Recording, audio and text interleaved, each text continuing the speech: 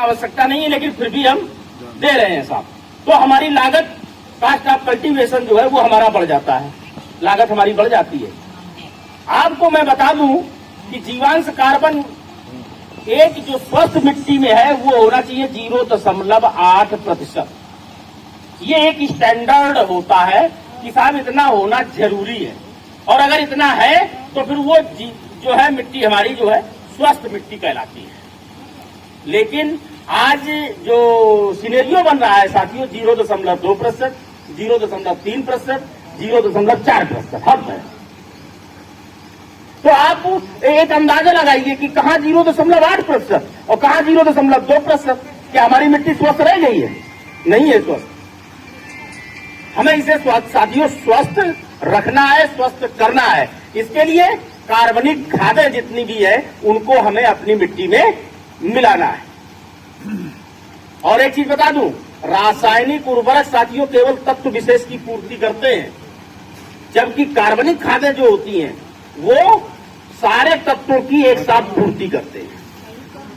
उदाहरण के तौर पर आप देखिए, आपके घर की क्या है, गोबर की खाद है।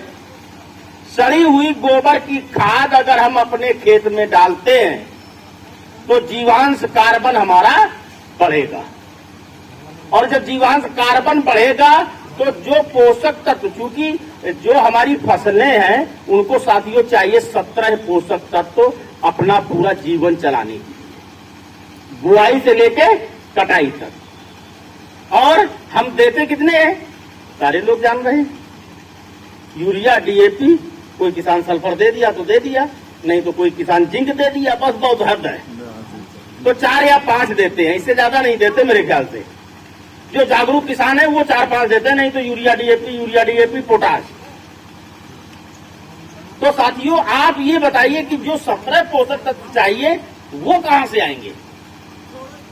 जमीन की एक लिमिटेशन है कि वहां से हम जो मिट्टी से पोषक तत्वों का अवशोषण है वो एक लिमिट तक कर सकते हैं, उससे ज्यादा नहीं कर सकते हम। उदाहरण के तौर पर आप बताइए कि आपका बैंक में अकाउंट है, 1000 रुपए आपने एक बार जमा कर दिए, फिर उसमें जमा नहीं कर रहे, आप निकाल रहे हो, बार बार जाते हो, विड्रॉल भरते हो, दे निकाल लीजिए 100 रुपया 200 रुपए। तो एक दिन जो है बैंक मैनेजर कहेगा कि यार जाओ अब यहाँ से कुछ है नहीं, जीरो है, वही नहीं कुछ। तो यही हमारी मिट्टी की स्थिति हो गई। जिंक हम दे नहीं रहे हैं, उसको सल्फर हम दे नहीं रहे हैं, कैल्शियम हम दे नहीं रहे हैं, मैग्नीशियम दे नहीं रहे हैं, मोलिब्डेनम दे नहीं। डॉक्टर साहब जो है अभी बात कर रहे हैं दलहन की। साथियों दलहनी फसलों में मोलिब्डेनम की बहुत कमी पाई जा रही है, ये कहां से आएगा? ये सारा हमारा जो है कार्बनिक जो खादें होती हैं साथियों, कार्बनिक खादों में ये सारे पोषक तत्व एक साथ हमारी जो है मिट्टी में मिल जाते हैं। तो रासायनिक उर्वरक क्या है कि तत्व विशेष की पूर्ति करते हैं, जबकि कार्बनिक खादें सारे तत्वों की एक साथ पूर्ति कर देते हैं।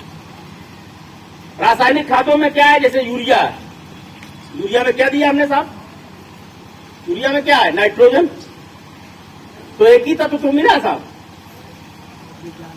डीएपी किसी किसान ने दे दी तो नाइट्रोजन और फास्फोरस मिल गया, तो 2 ही तत्व तो मिले। या आपने सल्फर दे दिया तो सल्फर अकेले मिला। लेकिन जब आप कार्बनिक खादों का प्रयोग करते हैं,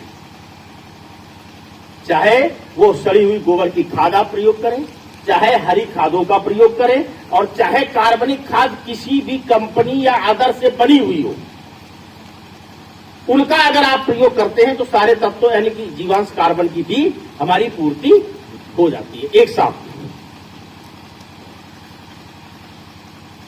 आप देखिए कि जितने भी रासायनिक उर्वरक हैं ये मात्र 35 से 40% ही पौधे उसके पोषक तत्वों का अवशोषण कर पाते हैं, बाद बाकी लीच हो जाते हैं या वायुमंडल में उड़ जाते हैं। यूरिया यानी कि 100 किलो अगर हम दे दो 35 से 40 किलो ही मिल पाती है पौधों को, बाद बाकी 60% बर्बाद हो जाती है, लीच होती है या उड़ जाती है।